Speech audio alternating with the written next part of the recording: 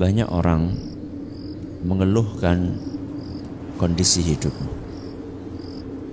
Banyak orang merasa, kenapa kok urusan saya serba sulit, serba telat, rezeki telat, jodoh telat, ngaji telat, semuanya serba telat.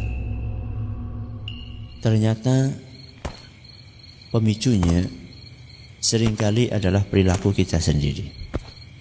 Maka para ulama kita menyampaikan sebuah kaidah, al-jaza'u min jinsil amal. Ganjaran itu akan menyesuaikan perbuatan. Jadi kalau perbuatannya A, maka ganjarannya ya serupa dengan A. Maka ini ganjaran dari perbuatan dia suka telat. Telat apa? Telat sholat. Telat sholat. Rasulullah sallallahu alaihi wasallam dalam sebuah hadis dari Abu Sa'id Al-Khudri radhiyallahu anhu, beliau berkata bahwasanya Rasulullah sallallahu alaihi wasallam pernah melihat sebagian sahabatnya ini telat. Telat ngapain? Telat sholat.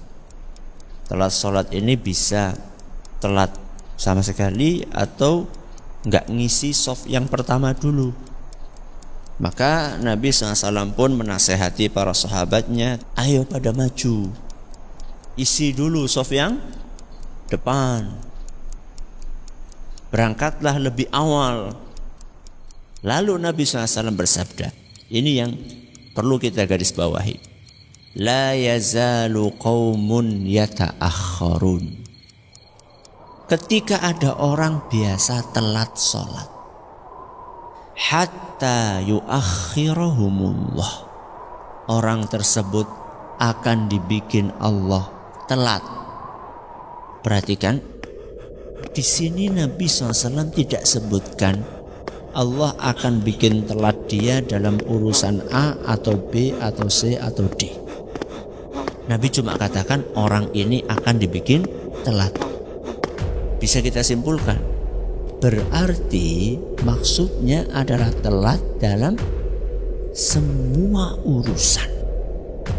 Siapa yang biasa menunda-nunda waktu sholat, maka oleh Allah akan ditunda seluruh urusannya. Telat rizki, telat jodoh, telat mikir, talmi. Maka kita harus koreksi, kenapa kok bisa seperti ini?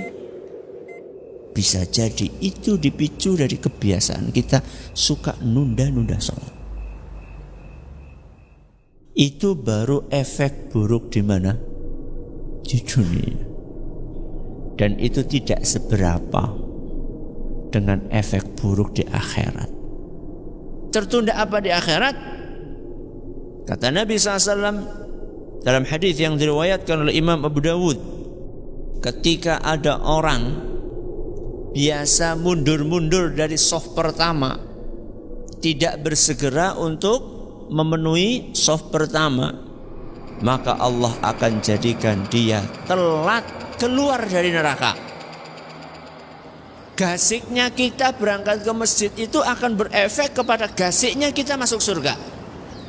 Dan telatnya kita berangkat sholat akan berefek kepada telatnya kita masuk ke surga. Jadi bukan ringan masalahnya, berhubungan dengan nasib kita di dunia dan di akhirat. Sehari di sisi Allah itu seperti 1000 tahun menurut ukuran kalian. Satu hari di akhirat sama dengan 1000 tahun di dunia. Bayangkan telat satu hari, teman kita sudah Masya Allah di surga berapa tahun? 1000 tahun. Sudah menikmati makanannya, minumannya, bidadarinya. Wisbarek. Ini lebih untuk 1000 tahun kemudian sudah gosong, dibakar di api neraka. Itu kalau telatnya satu hari. Kalau telatnya seminggu, kalau telatnya sebulan, telatnya setahun, 360.000 tahun. Kebiasaan telat sholat itu bukan urusan remeh, ini urusan berat. Maka berlatihlah, berjuanglah. Semua itu butuh latihan, tapi harus dimulai.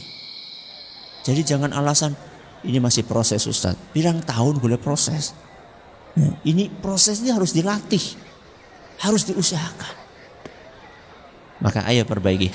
Jangan sampai gara-gara telat yang satu ini akhirnya jadi telat segalanya.